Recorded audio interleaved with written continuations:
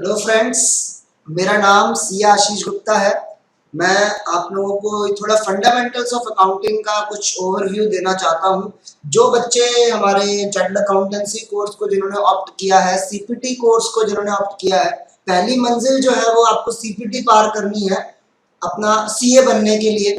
So we as a part of Takshashila learning, जो हमारी team है, उसकी तरफ से मैं आपको थोड़ा बहुत अपना फंडामेंटल्स ऑफ अकाउंटिंग के बारे में बताने आया हूं।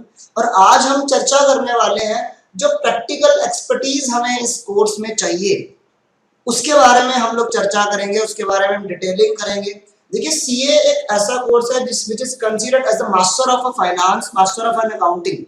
सो ऑब्वियसली सीपीटी जो है, अगर आप सीए बनना चाहते हैं और एक बेहतर सीए बनना चाहते हैं, तो आपको फंडामेंटल्स ऑफ अकाउंटिंग जो है वो पूरी तरीके से बिल्कुल क्लियर होनी चाहिए। क्योंकि इसमें अगर देखा जाए कि अगर आप एक सीए बनना चाह रहे हैं, and CA stands for a chartered accountant, chartered accountant अगर आप बनना चाह रहे हैं तो अकाउंटिंग आपकी बिल्कुल स्ट्रांग होनी चाहिए। So it starts from CPT. CPT कहीं ना कहीं सिलेबस अगर बात की जाए तो है तो 11th-12th का बेसिक्स, लेकिन बिल्कुल स्ट्रांग होना चाहिए। आगे बात करते हैं तो आज प्रैक्टिकल पर्सपेक्टिव से, प्रैक्टिकल तरीके से हम लोग देखने वाले हैं कि हमारे पास प्रैक्टिकल एक्सपर्टीज की मैं आपको ये राय देने वाला हूं कि प्रैक्टिकल एक्सपर्टीज कितनी होनी चाहिए टू क्लियर दिस एग्जाम सेटिस्फैक्टरली। देखिए, अगर हम बात करें कि क्या क्या हमें करना पड़ेगा, ठीक है। बच्चा कई बार ये सोचता है कि मेरे में क्या वो क्वालिटीज हैं, क्या मेरा आईक्यू लेवल इतना है, बाकियों की तरह मैं भी इतना कर सकता हूँ। देखिए, हर कोई कुछ भी कर सकता है। कहते हैं कि अगर आपके पास आईक्यू की कमी है या टैलेंट की कमी है, या आप कई बार हम लोग जनरली बोलते हैं कि यार मेरी किस्मत खराब है, तो हार्डवर्क एक ऐसी चीज है जो आपके टैलेंट और आपकी किस्मत को मात दे सकती है। तो हार्डवर्क करना कभी मत छोड़िए।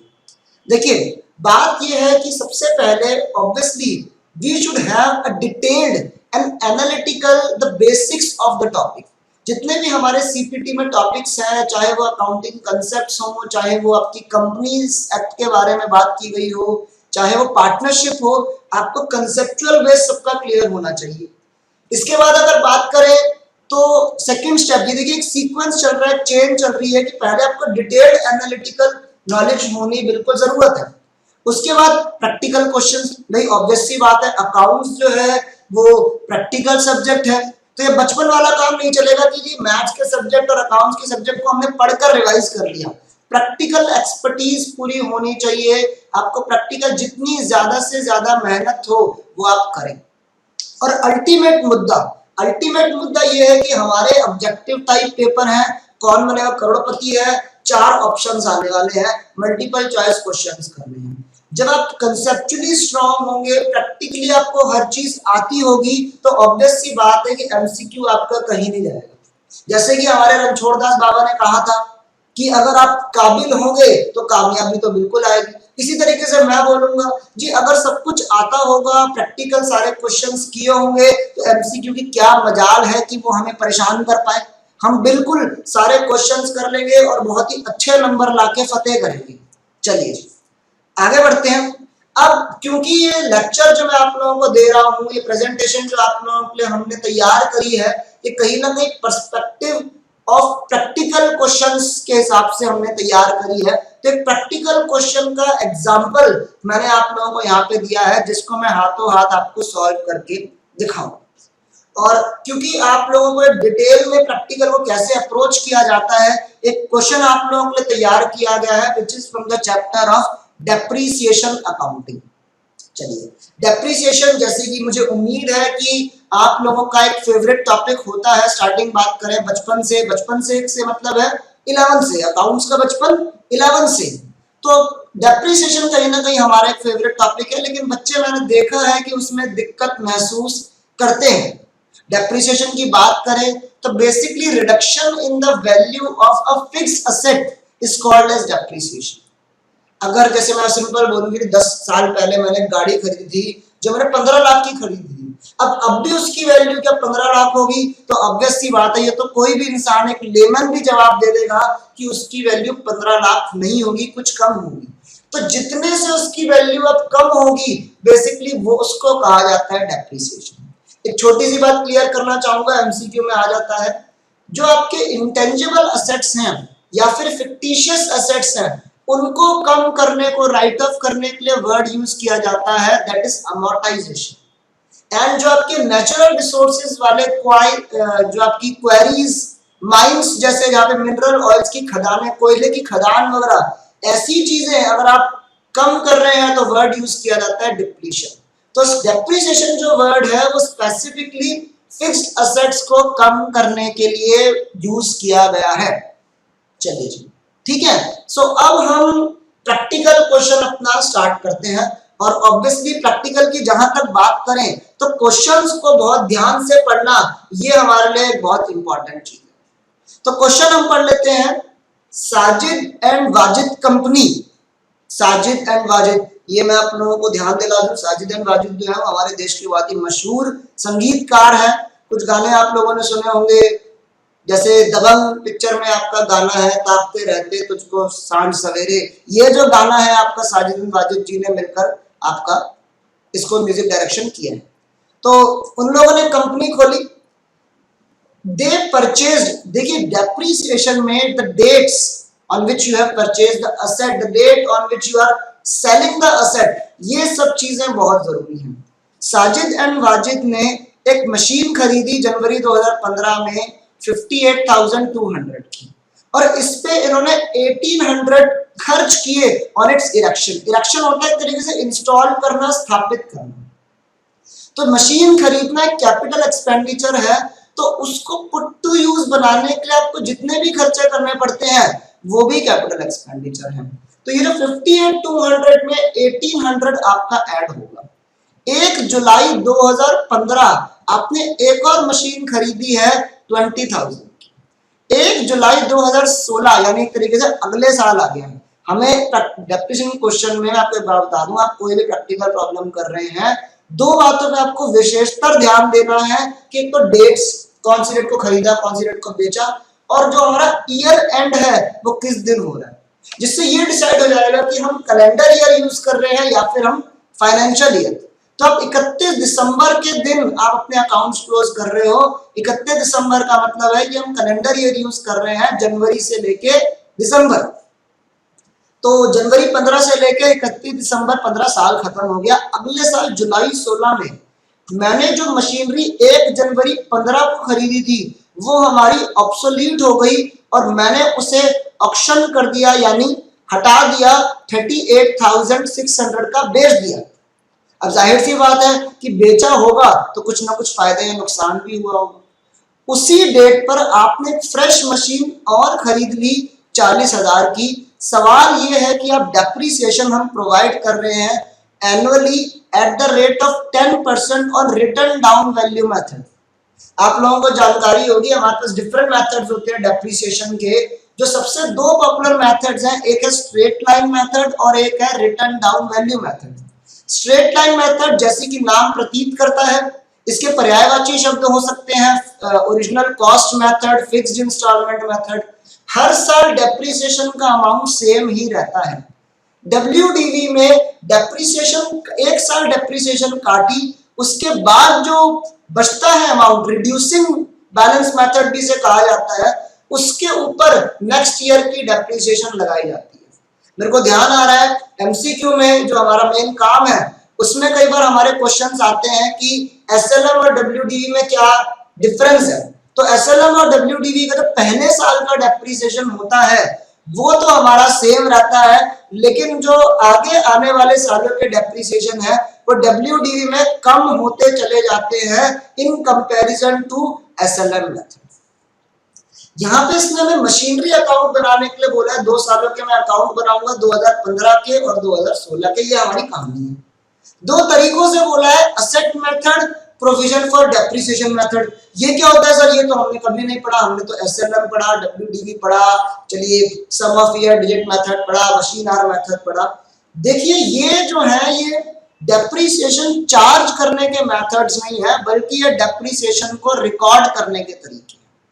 एक तरीका होता है असेट अकाउंट बनाओ और उसी में सारी चीजें डेप्रिसिएशन, सेल, परचेज लिखो, और एक तरीका होता है कि डेप्रिसिएशन को नोट करने के लिए डेप्रीसिएशन को इकट्ठा करने के लिए एक अलग अकाउंट बनाएं, that is provision for depreciation. जैसे कि आप एक असेट है आपके पास, उस पर डेप्रीसिएशन लगती है। कंसेप्ट ये है कि क्यों ना डेप्रीसिएशन को अलग से इकट्ठा करते रहे दूसरे खाते में, और असेट को ओरिजिनल कॉस्ट पे दिखाते रहे जितने का वो था। ये जो प्रोविजन फॉर डेप्रीसिएशन का तरीका है, इसको आप एक्यूमुलेटेड डेप्रीसिएशन अकाउंट भी कह सकते हैं। तो अब मैं ये क्वेश्चन आप लोगों को स्टार्ट कराने वाला हूं। आप देखिएगा कि प्रैक्टिकल को स्टार्ट करने की हमारी क्या अप्रोच रहनी चाहिए। डेप्रीसिएशन का हम कंसेप्ट स्टार्ट करते हैं। चलिए जी, सो हम क्वेश्चन अपना स्टार्ट करते हैं। Practical Sajid and Wajid company जो काम किया है, एसेट्स खरीदे हैं, एक बार हम उसकी अकाउंटिंग कर लेते हैं। तो मैं आपको दोनों तरीके से डेप्रीसिएशन अकाउंटिंग जो है वो बताने वाला हूँ। चलिए स्टार्ट करते हैं। सबसे पहले मैं आप लोगों को कराने वाला हूं यहाँ पे हमारा असेट मेथड। असेट मेथड के ऊपर हम लोग चर्चा करने वाले हैं। असेट मेथड में मैं आप लोगों को एक जानकारी दूं। बेसिकली होने क्या वाला है, असेट का अकाउंट बनाया जाने वाला है, और जो भी उसकी जानकारियां है, असेट का खरीदना, असेट के ऊपर लगी डेप्रीसिएशन, उसका बेचना, उससे मुनाफा नुकसान, वो सब कुछ एक ही अकाउंट में किया जाएगा। और यहाँ पे एक ही अकाउंट बनाया जाएगा, that is our machinery account. Machinery हमने यहाँ पे खरीदी है, सो मशीनरी अकाउंट हम लोग प्रिपेयर कर लेते हैं। चलिए, अकाउंट का फॉर्मेट तो आप लोगों को सब जानकारी ही है, particulars amount, particulars amount. So this particulars amount stands for पापा। सो पापा बना रहे हैं हम, तो आगे बढ़ते हैं। तो शुरुआत करें तो सबसे पहले ये साजिद वाजिद एंड कंपनी ने 1 जनवरी को, देखिए ऑब्वियसली आप बोलेंगे सर डेट का कॉलम भी है, ये तो सबको पता है कि डेट का कॉलम बनता है। सबसे पहले मैंने 1 जनवरी 2015 को एक मशीन खरीदी। मशीन खरीदे की ऑब्वियसली अकाउंट बन रहा है, लेजर अकाउंट है। सबसे पहले आप जर्नल एंट्री सोचिए।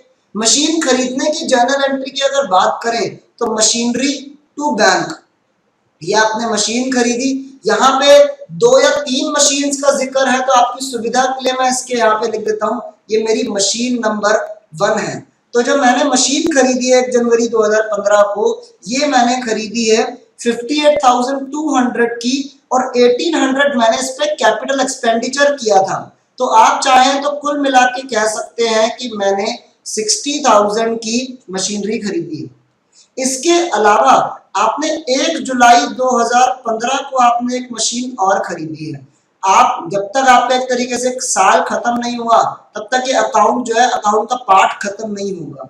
आपने सेकंड मशीनरी खरीदी है 20,000 की। डेट्स पे ध्यान दीजिएगा, आपने 1 जनवरी 15 को मशीन खरीदी, यानी साल भर आपने इस मशीन को यूज किया होगा। ये मशीन आपने जुलाई 15 में खरीदी, यानी आधा महीना आपने इसको यूज किया होगा। तो इसके लिए डेप्रीसिएशन भी लगेगी, जो कि लगेगी, डेप्रीसिएशन में साल के एंड में लगती है 31 दिसंबर को बाय डेप्रीसिएशन। डेप्रीसिएशन लगा रहे हैं तो एंट्री होती है, जनरल एंट्रीज आपको पता है। अगर मैं बात करूं तो डेप्रीसिएशन एक एक्सपेंस है जो डेबिट होगा, जिसकी वजह से असेट कम है, तो रियल अकाउंट के तहत हमारा एंट्री बनती है depreciation account debit to machinery account. तो मशीनरी 1 पे मेरी पूरे साल भर की डेप्रीसिएशन लगेगी। 10% का हमारा रेट है, WDV मेथड है। पहले साल में तो कहीं ना कहीं फर्क नहीं पड़ता कि मैं WDV से कर रहा हूं या फिर मैं SLM से कर रहा हूं। सो 60,000 का 10% की अगर बात करें हमारा एक साल के लिए, तो 60,000 का 10% हो गया 6,000। 10% करने के लिए आपको एक जीरो हटाना होता है। 20,000 का 10%, लेकिन 6 महीनों के लिए 20,000 का 10% हो गया 2,000। 2,000 का आधा, दैट इज 1000। सो ये मैंने किया है 60,000 का 10% पूरे साल के लिए हो गया, और यहां पर मैंने किया है 20,000 का 10% 6 महीनों के लिए, आधे साल के लिए। इसलिए मैं कह रहा था कि यहाँ पे डेट्स की बहुत रेलेवेंस है। तो डेप्रीसिएशन की बात करें तो कुल मिला के 7,000 रुपए की डेप्रीसिएशन जो है वो लगाई गई है। चलिए आगे बढ़ते हैं। तो 31 दिसंबर को यहां लिख रहा हूं by balance CD. By balance CD का मतलब क्लोजिंग बैलेंस, यानी मशीन इतने की थी, उसमें से इतने की वैल्यू कट गई, तो बची कितने की, भाई मेरी मशीन 60,000 में से 6 गया तो 54,000 की बच गई। मेरी मशीन 20,000 में से 1000 गया तो मेरी 19,000 की मशीन बच गई। इसको हम टोटल करके लिख देते हैं, दैट मीन्स 73,000 की हमारे पास दोनों मशीन जो है वो पेंडिंग है। ये मेरे अकाउंट का एक पार्ट कंप्लीट हो गया। अब ये बैलेंस सीडी ऑब्वियसली अगले साल यानी 1 जनवरी 2016 को यहाँ पर आता बैलेंस बीडी बन जाएगा। Balance BD stands for balance brought down which we used to say opening balances। अब ये बैलेंस बीडी में टोटल मैं यहाँ पे लिख रहा हूँ 73,000। चलिए इस साल क्या हुआ है, पहले तो इस साल जो मशीनरी जनवरी 15 को थी उसको मैंने 1 जुलाई 2016 को बेच दिया। यहाँ पे लिख देते हैं 1 जुलाई 2016, यानी साल की शुरुआत में नहीं, 6 महीने और इस्तेमाल करने के बाद बेचा है। आप बेचेंगे तो एंट्री होगी बैंक टू मशीन, तो यहां पर आपकी एंट्री हो गई बाय बैंक। ये मेरा सेल है, तो बाय बैंक मैंने कितने की मशीनरी बेची है, 38,600। अब हमारा मुद्दा ये है कि मुझे ये चेक करना है कि इस मशीनरी बेचकर मुझे कितना फायदा या नुकसान हुआ। देखिए आप बोले कि मेरी 60,000 की मशीन थी, 38,600 का बेच दिया तो बैलेंसिंग फिगर मुझे नुकसान हो गया। आप ऐसे अपने फायदे और नुकसान नहीं निकाल सकते। आपने, जब मैं बात कर रहा हूं, यहां मैंने वर्किंग नोट बनाया है, profit oblique sale, sorry profit oblique loss on sale of machine. Machine को बेचकर मुझे क्या फायदा या नुकसान हुआ। आप देखिए सेल आपने करा है 1 जुलाई को, तो 1 जुलाई को वो मशीन कितने की बची थी ये आपको देखना पड़ेगा। दैट मीन्स मैंने मशीन 1 जनवरी 2015 को 60,000 की खरीदी थी। ये 60,000 है उसका ओरिजिनल कॉस्ट। इसको मुझे 1 जुलाई 16 तक लेकर जाना है कि वहां पर इसकी बची हुई वैल्यू क्या होगी। और बची हुई वैल्यू का मतलब होता है इसकी बुक वैल्यू, या फिर आप कह सकते हैं इसकी WDV। तो जनवरी 15 से 2015 के साल का डेप्रिसिएशन इस पर लगेगा 6,000, जो अकाउंट में दिख भी रहा है। वैल्यू बच गई 54,000। अगले साल जो 2016 के जो 6 महीने होंगे, दो आप देख रहे हैं ना, जनवरी 2016 को हमारी वैल्यू 54 की है, 60 माइनस 6, लेकिन 6 महीने का डेप्रिसिएशन और लगाना है। तो अब बात करूंगा जी 54,000 पे 10% बढ़ाना है। WDV मेथड है, रिड्यूसिंग बैलेंस पे 54,000 पे 10% लगाना है 6 महीने पे। तो आप लोग अपना हथियार निकाल लीजिए। हमारा हथियार क्या है, कैलकुलेटर। तो 54,000 का 10% 6 मंथ्स के लिए ये आपका हो गया 2,700। समझ में आया जी। चलिए तो ये मैंने 54,000 का 10% 6 महीने के लिए किया। तो एक तरीके से 1 जुलाई 2016 को 1 जुलाई 2016 को मेरी मशीन की वैल्यू कितनी बच गई, 54,000 माइनस 2,700, वैल्यू बच गई है 51,300। 51,300 की चीज को, बुक वैल्यू इसकी है 51,300, उसको मैंने सेल किया है 38,600 में। तो साफ दिख रहा है कि ये मेरा नुकसान है। कितने का नुकसान है, 51,300 माइनस 38,600, 12,700 का हमें लॉस हो रहा है। लॉस होने की जनरल एंट्री होती है। अब P&L में लॉस डेबिट साइड में आता है, P&L is a nominal account, so P&L to machine. तो यहां पर आ गया बाय P&L, मैं यहां लिख देता हूं लॉस, ये हमारा हो गया 12,700। चलिए जी, अब एक बात और, यहां पे आपने 6 महीने की डेप्रिसिएशन इसमें और लगाई, तो ये भी आपको यहां पे लिखना पड़ेगा बाय 6 महीने की डेप्रिसिएशन कितनी लगाई, 2,700 रुपए। अगर आप इन तीनों का टोटल करें तो ये अमाउंट 54,000 के बाद ही आए, बराबर ही आएगा। अब देखिए, अब मैं जो रिमेनिंग पार्ट है वो आप लोगों को यहाँ पे साइड में आपको सॉल्व करके दिखा रहा हूँ। बेसिकली इसी तारीख को हमने एक मशीन और खरीदी है। इसी तारीख को जब आपने वो मशीन बेची तो आपने एक मशीन और खरीदी, और वो फ्रेश मशीन, इसके लिए आपको एंट्री करनी पड़ेगी अगेन टू बैंक और यहाँ पे लिख दिया जाता है M3। तो ये मशीन जो आपने खरीदी है, नई मशीन, ये आपने खरीदी है 40,000 की, किस तारीख को? यही जुलाई 2016। अब जो बाकी आपका वो है, क्या कहते हैं, जो मशीन M2 बच गई और मशीन M3 बच गई, आपको उन दोनों की डेप्रीसिएशन लगानी पड़ेगी। जो M2 की डेप्रीसिएशन है, M2 एंड M3, M2 की तो पूरे साल भर जुलाई 2016 से 31 दिसंबर, डेप्रीसिएशन हमेशा एंड में कैलकुलेट होता है, यानी 31 दिसंबर। मेरी M2 की WDV कितनी थी? 19,000। 19,000 का मैं 10% करूंगा तो ये मेरा M2 की डेप्रीसिएशन आ गई 1900। M3 40,000, लेकिन मैंने कब खरीदी है? डेट ध्यान में रखिएगा, 1 जुलाई 2016। तो 40,000 का 10%, 4,000, उसका आधे 6 महीनों के लिए, ये हो गया 2,000। यहां पे हम लिख लेते हैं अपना बैलेंस CD। मशीन 1 कितने की बची? सॉरी, मशीन 1 तो बिक गई, मशीन 2 कितने की बची और मशीन 3 कितने की बची? मशीन 2 स्टार्टिंग में 19,000 की थी, उसमें से 1900 का डेप्रीसिएशन और लग गया, ये बच गई है 17,100 रुपए। M3 40,000 की थी, 2,000 का डेप्रीसिएशन लगा, ये वैल्यू बची 38। समझ में आया जी? ये मेरा असेट अकाउंट वाला तरीका है डेप्रीसिएशन का। यहाँ पे अगर आप चाहें तो मैं आपको बैलेंस शीट शो कर रहा हूं 31 दिसंबर 2016 की। देखिए ये मेरी असेट साइड, यहाँ पे मेरी मशीन 1 तो बिक चुकी है, मशीन 2 मैं क्या दिखाऊंगा? इसकी ग्रॉस वैल्यू 19,000 की थी, रिमेनिंग वैल्यू आप लोग दिखाते हैं ग्रॉस असेट इसे कहेंगे।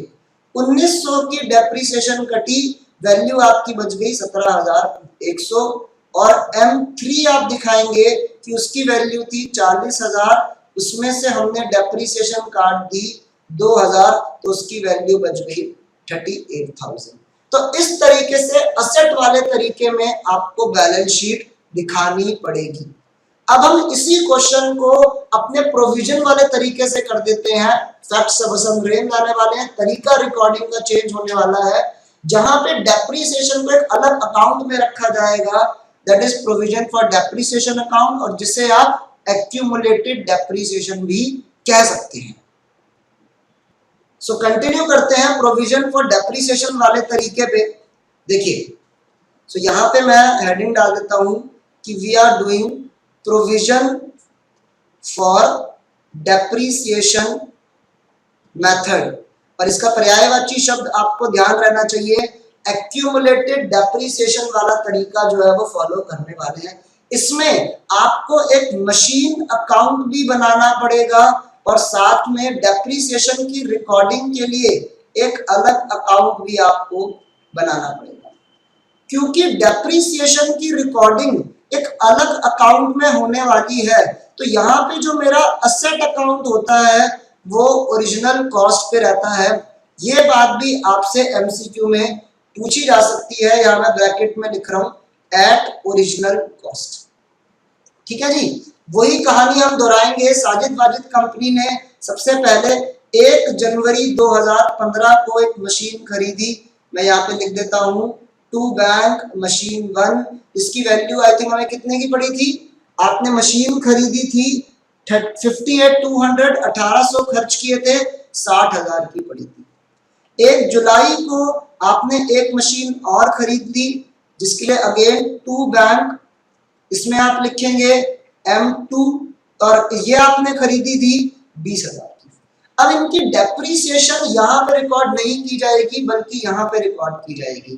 तो इसमें आप इसको ऐसे ही बैलेंसिंग करके छोड़ दें, तो यहाँ आप लिखेंगे, ऑब्वियसली ये काम किया जा रहा है 31 दिसंबर, by balance CD machine 1 60,000, machine 2 20,000। तो ये अकाउंट मैं आपको बता रहा था कॉस्ट पर ही रहने वाला है, और इसकी कॉरस्पॉन्डिंग डेप्रीसिएशन इधर आएगी 31 दिसंबर को। यहाँ पर एक तरीके से डेप्रीसिएशन की एंट्री होगी, depreciation account debit to provision for depreciation account. तो यहाँ पे बाय डेप्रीसिएशन मशीन 1 मशीन 2। एक बात ध्यान रखिएगा, अगर सिर्फ डेप्रीसिएशन शब्द यूज किया जा रहा है तो इसका मतलब है सालाना depreciation. Provision for depreciation use किया जा रहा है तो कुल मिला के क्यूमुलेटिव डेप्रीसिएशन। तरीका वही है 10% WDV, 60,000 का 10%, ये आपका यहाँ पर हो गया 6,000। 20,000 का 10%, लेकिन ध्यान दीजिएगा 6 महीनों के लिए ये आपका हो गया 1,000। यहाँ पर भी आप अपना इस अकाउंट की बैलेंसिंग कर दीजिए, यहाँ पर आप छोड़ देंगे बैलेंस CD और कुल मिला के मैं यहाँ लिख देता हूँ 7,000। 7,000 की डेप्रीसिएशन हम लोगों ने इकट्ठी कर दी। इसको आगे ले जाएं तो ये मेरा यहाँ पर एक तो बैलेंस 1 जनवरी 2016 को यहाँ बन गया टू बैलेंस BD, ये आ गया आपका तो कुल मिला के ऐसे करके लिखता हूँ मशीन 1, मशीन 2, 60,000 की मशीन है, कॉस्ट पर दिख रही है क्योंकि डेप्रिसिएशन तो अलग खाते में रिकॉर्ड किया गया है, और 20,000। इसके अलावा देखिए 1 जुलाई 2016 को आपने मशीन बेची है, ऑब्वियसली उसकी एंट्री आप करेंगे बैंक टू मशीन, तो यहाँ पे बाय बैंक कौन सी मशीन बेची, M1, वो आपने बेची है M1 मशीन जो है वो आपने बेची है 38,600। अच्छा, इस पर हमें पिछली बार हमने लॉस कैलकुलेट किया था, वो भी लिख देता हूँ बाय P&L लॉस। कितने का लॉस हुआ था हमको, हमारी जो दोबारा एक बार देख लेते हैं, डेप्रीशिएटेड वैल्यू कितनी थी, 60,000 का पूरा 10% लगा था 6,000, उसके बाद 10% और लगा था लेकिन 6 महीनों के लिए यानी 2,700। तो मशीन हमारी 51,300 की थी जिसको हमने 38,600 का बेचा था, तो 12,700 रुपए का नुकसान किया था। ये पूरी वर्किंग आपको लास्ट स्लाइड में करके दिखाई गई। चलिए इसका डेप्रीसिएशन देखिए भाई, पहली बात तो ये 6 महीने बाद बिकी है तो इसका जो डेप्रीसिएशन है वो आपका लिखा जाएगा, यहाँ पर आ गया बाय बैलेंस BD, ये 7,000। इस पर 6 महीने का डेप्रीसिएशन आपका और लगा मशीन M1 का, वही 54,000 का 10% 6 महीनों के लिए यानी 27। अब बेसिकली मैं ये बात करना चाह रहा हूं मशीन M1 के रिस्पेक्ट में एक्यूमुलेटेड डेप्रीसिएशन कितना है, यानी आज तक का इसका डेप्रीसिएशन। मशीन M1 पे 2015 में 6,000 डेप्रीसिएशन लग चुका है और 2016 में 2,700, इसका मतलब कुल मिला के 2,700 का प्रोविजन जो है, जैसे यहाँ पर आप देखें प्रोविजन मेरा बना हुआ 72,700, इसमें से 2,700 का जो प्रोविजन है 9,700, इसमें से 8,700 का जो प्रोविजन है वो मशीन M1 के रिस्पेक्ट में। अब एक बात बहुत ही लॉजिकल सी है कि आपका एक असेट अकाउंट आपने बना रखा और उसी असेट का डेप्रीसिएशन के लिए आपने अलग अकाउंट बना रखा है। अब जब वो असेट बिकेगा तो कॉरस्पॉन्डिंगली वो डेप्रीसिएशन का जो प्रोविजन आपने बना रखा है वो भी खत्म कर देना चाहिए। तो जब भी मेरे असेट का सेल होगा तो आपको एक एंट्री ये पास करनी पड़ेगी, प्रोविजन फॉर डेप्रीसिएशन, जो मशीन या उसका पार्ट बिका है उसके कॉरस्पॉन्डिंगली जितने का आपने प्रोविजन मेंटेन कर रखा है उसे खत्म किया जा रहा है।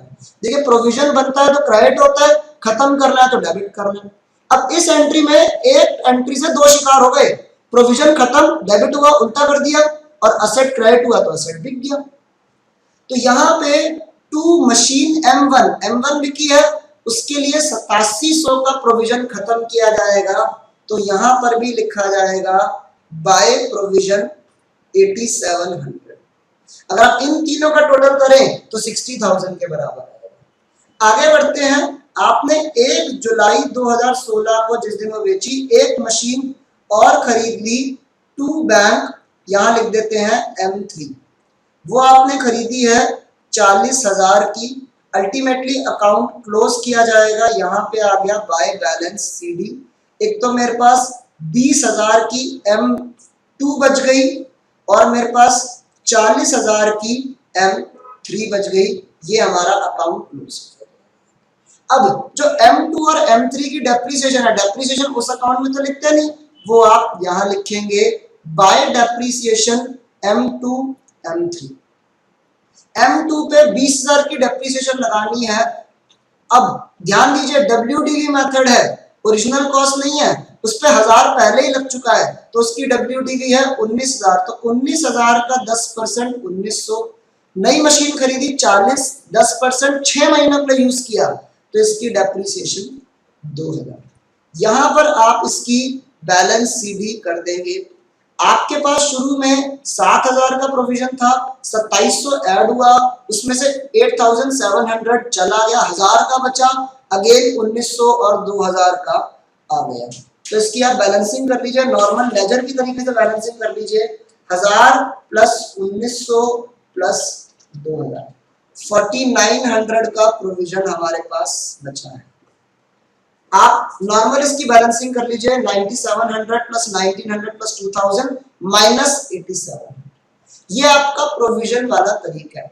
देखिए इसमें अगर मैं आपको बैलेंस शीट दिखाऊं, हम क्या बनाएंगे 31 दिसंबर 2016 की, तो मशीन M1 तब बिकी गई, M2 को ओरिजिनल कॉस्ट पे दिखाया जाएगा। इस तरीके में ओरिजिनल कॉस्ट पे मेरे ग्रॉस एसेट्स दिखाए जाते हैं।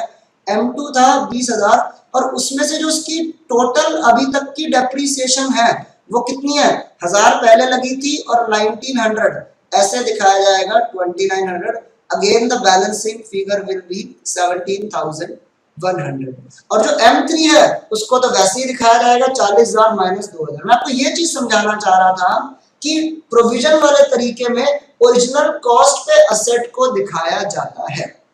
चलिए, तो इसी के साथ आप लोगों का क्वेश्चन ये समाप्त होता है। आज आपको डेप्रीसिएशन का प्रैक्टिकल पर्सपेक्टिव की प्रैक्टिकल एक्सपर्टीज भी, माना कि सीपीटी हमारा एमसीक्यू नेचर का पेपर है, लेकिन सीपीटी एक्सपर्टीज जो एमसीक्यू एक्सपर्टीज है वो भी हमें अच्छे से होनी चाहिए। चलिए, तो आज के लिए फिलहाल हम लोग आपके इतना ही बात करेंगे। हम एज अ तक्षशिला लर्निंग का पार्ट, आप लोगों का बहुत बहुत शुक्रिया था कि आप लोगों ने इस पीपीटी, इस प्रेजेंटेशन को देखा। चलिए आगे भी देखते रहे, अपने फ्रेंड्स को भी बताएं, जितना हो सके से ज्यादा सब्सक्राइब करें। आपको एक बार बता दूं, हम लोग as a Takshashila team, as a experience, मैं अपने एक्सपीरियंस के तौर पे बता रहा हूँ कि यहाँ के जो फैकल्टीज है, यहाँ का जो बाकी स्टाफ है, वो बहुत ही मेहनती है और बहुत ही पुरजोर कोशिशों में लगा हुआ है कि जितनी हो सके आप लोगों की मदद की जा सके डिफरेंट मोड से, चाहे वो ऑनलाइन तरीका हो या वो पेन ड्राइव के तरीके से आपको वीडियोस पहुंचाई जाए। तो हमें भी आप लोगों से बहुत सारी क्वेरीज और बहुत सारे डाउट्स की उम्मीद है। पेपर अभी दिसंबर में आने वाले हैं, तो जी खोल के डाउट्स पूछिए।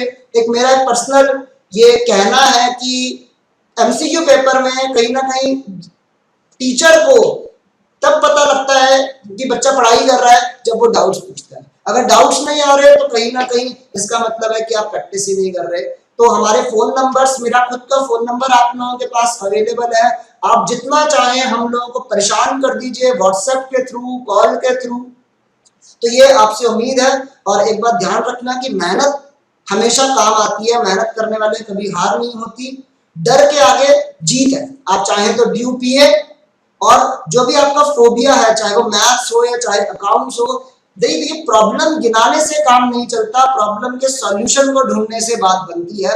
तो प्रॉब्लम्स को सॉल्यूशन ढूंढिए, नहीं मिल रहा तो हम लोगों की मदद आप जब मर्जी दिल खोल के ले सकते हैं। तो आपके आने वाले सीपीटी एग्जाम के लिए आप लोगों को बहुत बहुत शुभकामनाएं। मेरी उम्मीद है कि आप बहुत ही अच्छे मार्क्स से, अच्छे तरीके से, अच्छे कॉन्फिडेंस से आप लोग पास होंगे, और पास होंगे तो उम्मीद ये भी है कि आप लोग हम लोगों को पार्टी भी देंगे। चलिए, सो ये presentation as a part of Takshashila learning आप लोगों के लिए तैयार की गई थी, ताकि आप लोगों को प्रैक्टिकल जो सीपीटी में जरूरी है उसका एक एहसास हो, उसका एक आइडिया आप लोगों को मिल सके। तो आज फिलहाल हम लोगों के लिए, आप लोगों के लिए हम यही पेश करना चाहते हैं। कुछ दिनों बाद जल्द ही किसी और टॉपिक पे, किसी और चर्चा पे आप लोगों से बिल्कुल मुलाकात होगी। बहुत बहुत धन्यवाद, शुक्रिया एंड गुड बाय।